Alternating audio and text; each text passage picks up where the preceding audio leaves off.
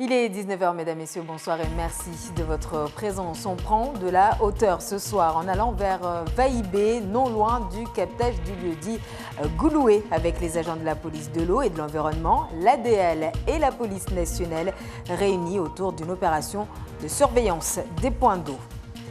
Créer une page internet sur un thème avec un temps donné. Voilà la mission des lycéens qui participaient aujourd'hui à la Web Cup Junior à la MJC de Kawini, une compétition dans le cadre de la semaine du numérique co-organisée par le vice-rectorat et le GEMTIC. Et enfin, ce soir, nous avions envie de vous parler des infrastructures sportives. Quel état des lieux y a-t-il? Une réelle volonté politique, là aussi, de faire avancer le sport dans l'île avec des structures dignes de ce nom. C'est le grand format de ce mercredi soir. Voilà pour les titres. Bienvenue à tous. La préservation de l'eau, la mission de la police de l'eau et de l'environnement qui a procédé, je vous le disais ce matin, à un contrôle sur le terrain du côté de la forêt de Vaïbé. Et le moins que l'on puisse dire, c'est que les infractions ne manquent pas. Henriette Bonaïssa, Chafi Oumadi. L'eau est le produit alimentaire le plus contrôlé avant d'être qualifié comme étant propre à la consommation. Depuis son captage dans les rivières, elle est sous le contrôle continu des pouvoirs publics, comme ici, le long de cette rivière, dans la forêt de Vaïbé, avec la police de l'eau et de l'environnement, l'ADL et la police nationale.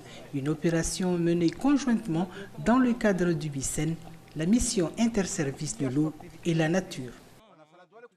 Cet éleveur a été surpris par ces policiers de l'eau qui lui font comprendre ce qu'il ne peut plus faire désormais, planter des bananes et des maniocs, ni faire du jardinage. Aujourd'hui, ils font de la prévention, mais la prochaine fois, il sera sanctionné et toute sa production détruite. On fait une opération en état des lieux de tout ce qui se passe au niveau du captage de la Gouloué, parce que là, on est en zone à périmètre protégé. Donc toute activité, quoi que ce soit lavage de linge avec les produits ou même du savon, les maraîchages, toute activité s'interdit. On a constaté un captage d'eau sans autorisation sûrement.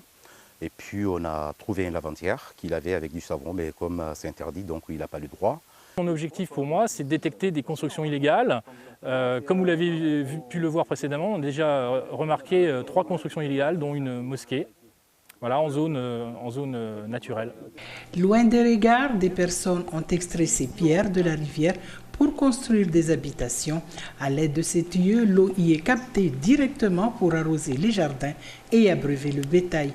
Bien évidemment, pendant cette opération, les propriétaires n'y étaient pas. Ce sont autant d'infractions et d'incivilités qui leur seront notifiées avant d'être poursuivis en justice. Et en parlant de justice, l'enquête sur l'homicide à Bandajou en fin de semaine dernière avance à grands pas. Actuellement, plusieurs individus sont en garde à vue et selon nos informations, d'autres interpellations ont eu lieu en début d'après-midi. On fait le point avec Henriette Bonaïssa et Farah Housseni.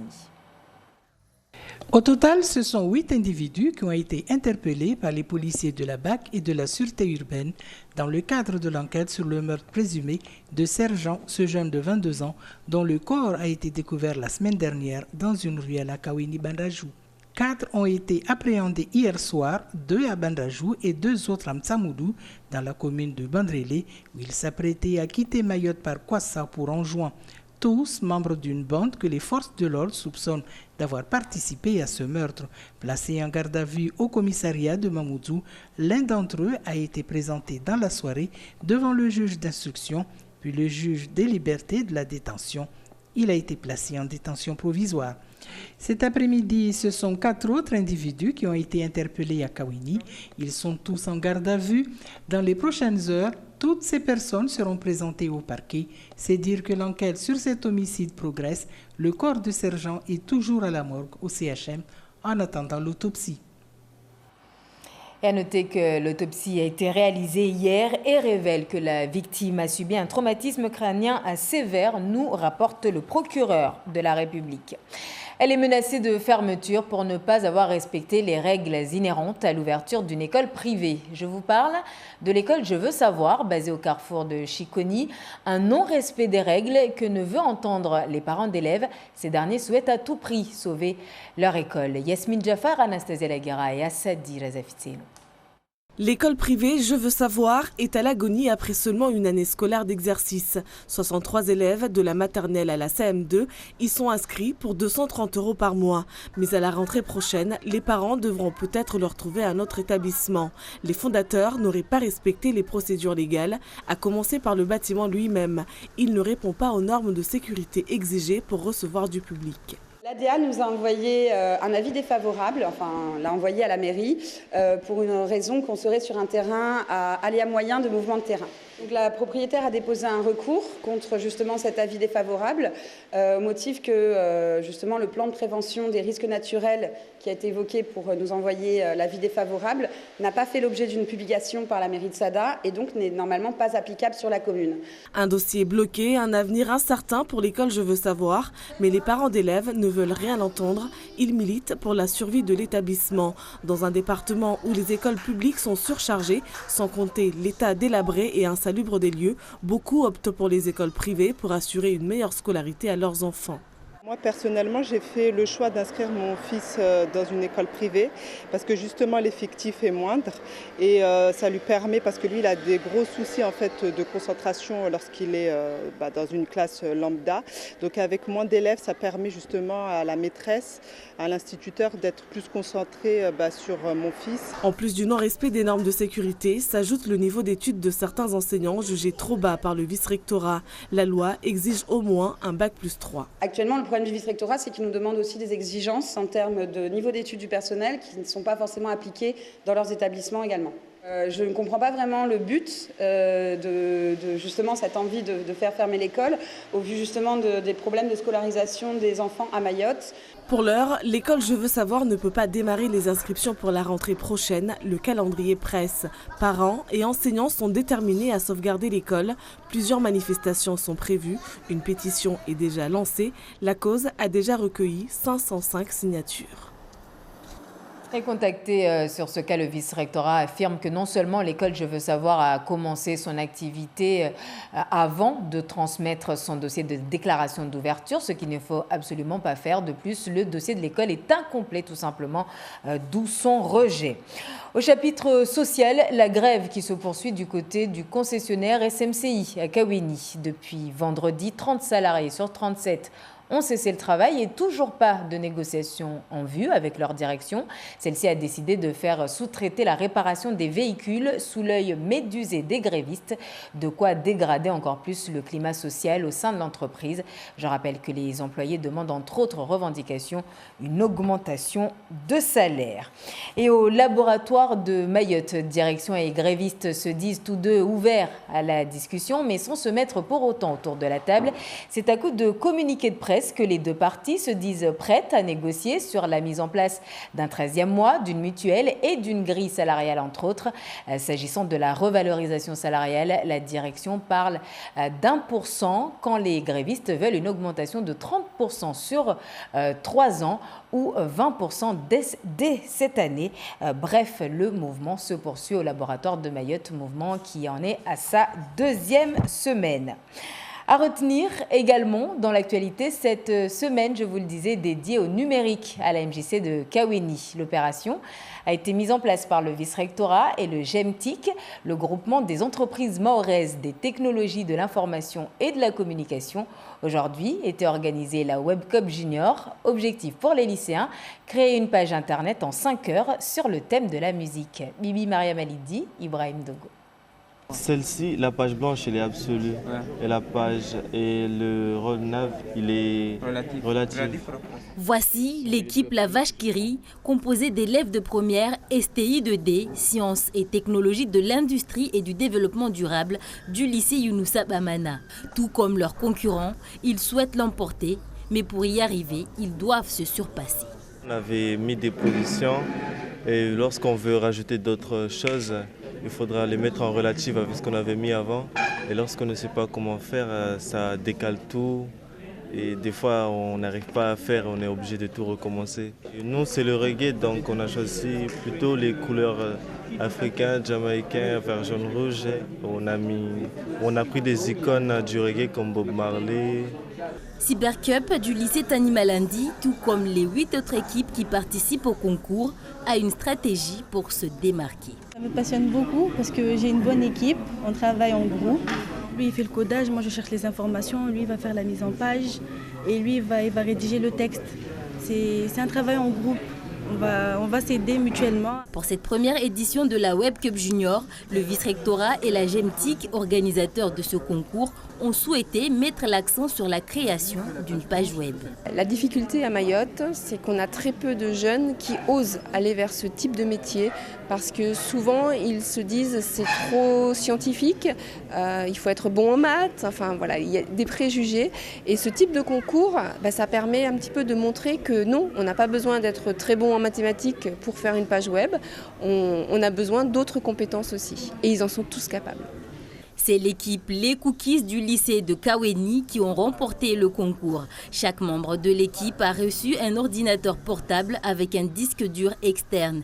La vache qui rit est arrivée en 3e position. Ce vendredi, un autre concours aura lieu dans cette même salle, mais cette fois, il réunira les collégiens de Mayotte. À Mayotte, pour 3 jours, le comité territorial de l'audiovisuel est venu s'imprégner de la situation des radios locales de l'île. Une visite sur le terrain ce mercredi, donc, au lendemain d'une réunion avec l'ensemble des radios au conseil départemental. Papino Zaidani, Youssouf Ahmed Matoir. Au cœur des conditions de travail dans les différentes radios à Mayotte, mission essentielle de cette délégation du comité territorial de l'audiovisuel, comme ici dans les locaux du groupe Soma Presse, qui émet 2 radios locales, Yao FM et Tropique FM. Par rapport à ce qu'on fait, ils ont été a priori particulièrement satisfaits ou contents de voir qu'on avait quand même, avec peu de moyens, réussi à faire pas mal de choses en termes d'émissions, en termes d'informations sur les 2 radios. Après, ce qui a été particulièrement intéressant lors de leur venue, notamment la réunion d'hier au conseil départemental avec l'ensemble des radios locales, privées et associative, ça a été l'idée de réactiver un peu la fédération des radios de Mayotte. Quels sont les vrais problèmes rencontrés par les radios à Mayotte, qu'elles soient associatives ou privées? Pour y répondre, le CSA a une mission de contrôle pour protéger les auditeurs, puis une mission de conseil pour faire face aux différentes difficultés. Il y a 2 gros problèmes, hein. Il y a le problème financier, donc il existe un fonds de soutien, c'est de l'argent de l'État, qui est accordé donc aux radios dites de catégorie A, c'est-à-dire les petites radios de proximité.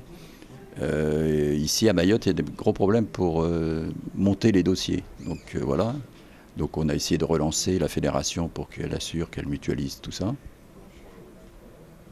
Et puis on a vu aussi qu'il y a des problèmes au niveau du personnel, parce que les bénévoles sont de moins en moins nombreux. Et les radios n'ont pas vraiment les moyens d'avoir des salariés en fait. Au total, Mayotte compte 29 radios pour une 40aine de fréquences enregistrées.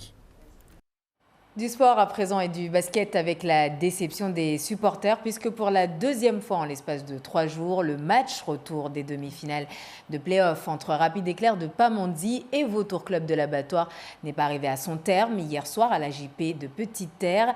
Des problèmes de sécurité ont encore une fois poussé les arbitres à interrompre la rencontre. On retrouve Papino Zaidani, les images sont signées Assadira Zafitseno. Des bris de verre sur le plateau de basket de l'AJP et une assiette cassée durant la mi-temps, 2 événements majeurs qui ont contraint les arbitres à ne pas poursuivre le match. Il y a eu des jets de bouteilles de verre à 3 reprises. Du coup, on ne se sent pas en sécurité, on ne peut pas arbitrer convenablement si on ne se sent pas en sécurité. Du coup, on a décidé d'arrêter ce match-là. Là, on va faire notre rapport et la Ligue décidera de la suite du match. Et si aujourd'hui les dimensions du plateau de basket de l'AJP font débat, il n'empêche que c'est bel et bien l'autorité sportive de basket qui autorise la rencontre. On le sait très bien que le terrain il est trop petit. Mais il a été homologué par la Ligue, du coup on pouvait jouer le match. Nous on ne peut pas arrêter On ne peut pas arrêter de faire jouer le match s'il a été homologué par la Ligue. Toute la première mi-temps de ce beau derby de Petite Terre avait donné quand même lieu à une belle confrontation entre les deux équipes. Le beau jeu et le spectacle étaient pourtant bien au rendez-vous sur le terrain. Et sachez que la commission sportive de la Ligue de basket a statué en fin de journée et a décidé que la rencontre sera rejouée samedi prochain à huis clos sur un terrain neutre en Grande Terre. Le lieu reste pour l'instant à déterminer. Une rencontre qui nous emmène au grand format de ce soir puisqu'on parle d'infrastructures sportives. Décriées, jugées obsolètes, elles sont depuis longtemps pointées du doigt et freineraient même, selon certains dire, la performance de nos sportifs. Pourtant, Mayotte s'est portée candidate pour l'organisation des Jeux des îles en 2027. Alors, peut-on y croire? Début de réponse dans ce grand format signé Aurélien Février et Assadi Razafitselu. On est au cœur d'une demi-finale retour de play-off de basket. Un des matchs les plus importants de l'année, surtout quand il s'agit d'un derby. Rapide Éclair affronte Vautour à la JP de Pamandzi. Et pour la deuxième fois en 4 jours, le match est arrêté pour raison de sécurité. Aujourd'hui, au niveau des spectateurs, la JP est à une contenance de 300 personnes. Vous constatez, il y a plus de 1000 personnes. Depuis 2017, Rapide Éclair est pourtant censé évoluer dans le tout nouveau gymnase de Pamandzi. Sauf que depuis le 4 février dernier, le gymnase est fermé au public. Les dirigeants du Conseil général ont jugé qu'il y a des défaillances au niveau des installations, que ce soit électrique et autres, qui fait que là, il y a une révision totale au niveau de la réfection du terrain et la mise aux normes du gymnase. Le conseil départemental promet des travaux dans les semaines à venir. Le gymnase de Pamandzi, comme ceux de l'Abattoir et de Cavani, sont hors service à l'heure actuelle. Autre infrastructure du département, le terrain de Cavani. La structure enchaîne les retards. Le terrain devait être livré en 2017, la tribune en 2019.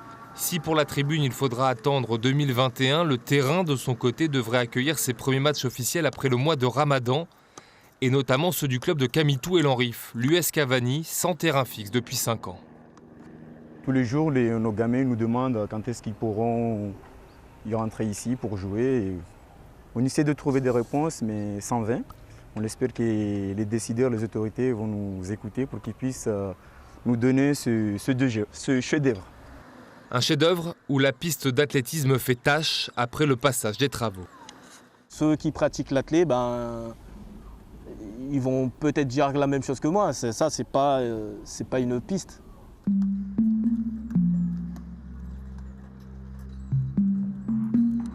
Sa réfection n'était pas prévue dans le budget initial des travaux estimés à 10 millions d'euros à l'époque. Finalement, ça devrait être le cas pour 2020, sauf que le stade de Cavani ne pourra jamais accueillir de compétition d'athlétisme. À part les courses, le reste, on pourrait pas le faire.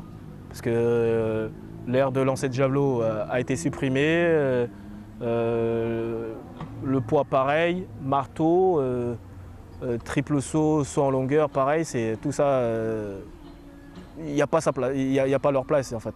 Et sur l'état de ces structures sportives, la réponse du département, elle, est surprenante. On se rend compte qu'il y a quand même un problème, mais vraiment un problème récurrent au niveau de ces équipements-là.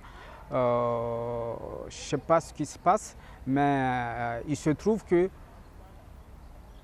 comme ça, d'un coup, tous ces équipements-là ne sont pas fonctionnels. Donc il faudrait que nous, on se remette en question pour savoir qu'est-ce qu'il faudrait faire. Le bilan est similaire pour les communes. À département égal, Mayotte est en déficit d'infrastructures sportives et de loin. On en recense 285 contre 2500 dans l'Indre ou 800 en Guyane. Et toutes les communes sont concernées. À Mayotte, les terrains sont surpeuplés, les compétitions se déroulent sur du goudron. Les vestiaires sont aux abonnés absents, les infrastructures rarement entretenues. C'était le cas ici à Kanikeli, mais depuis 3 ans, des bénévoles ont pris le relais de la municipalité. Les semaines de match, la pelouse est bichonnée pendant 3 jours, à en devenir un véritable terrain de football avec de l'herbe. Nous, on essaye de parler avec la municipalité de ça. peut-être qu'ils ont envie de faire, mais tout le temps, ils n'ont pas le temps ou ils ont des problèmes techniques, il n'y a pas assez de monde.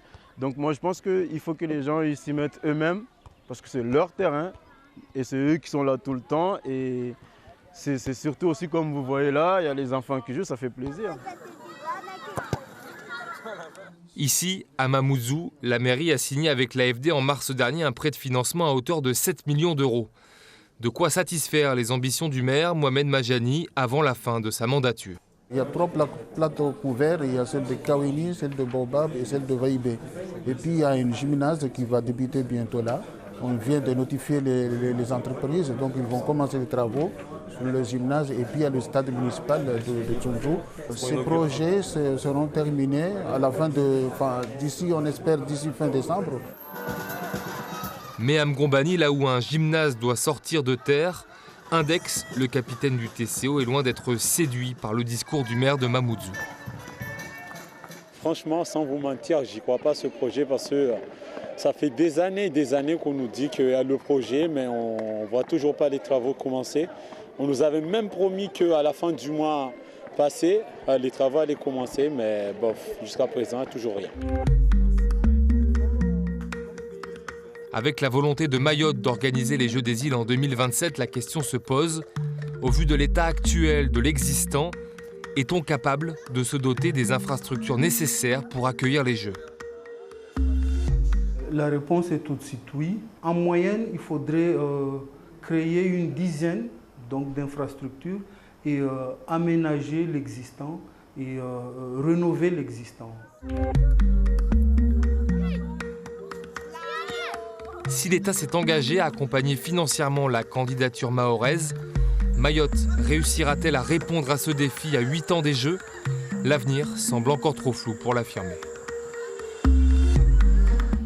Mercredi, grand format. Mercredi, Kalawadala également. À partir de 20h, retrouvez Alda Alidi et ses invités. Ensemble, ils débattront ce soir du bilan de la visite de Christophe Castaner à Mayotte. Visite qui aura duré de dimanche à lundi. Donc. Et ce sera tout pour ce 19h. Merci de votre attention. Avant de nous quitter, je vous rappelle le contrôle ce matin à la Gouloué de l'eau, des zones de protection des rivières, des lieux de captage où aucune activité humaine n'est normalement tolérée. Et pourtant, ce n'est pas les infractions qui manquent. Aujourd'hui, la police de l'eau, accompagnée de l'ADL et la police nationale, faisait de la prévention sur le terrain. Les sanctions ne devraient cependant pas tarder. Demain, l'invité de Zakouli à 7h15 en radio sera Anlimoudine Bakar. Il s'agit du 5e adjoint au maire de Mamoudzou, chargé des finances, de la fiscalité, du contrôle de gestion et des financements européens. Mais pour l'heure, je vous laisse en compagnie de Darouche Daouf pour le journal en Morée. Excellente soirée à vous et à demain.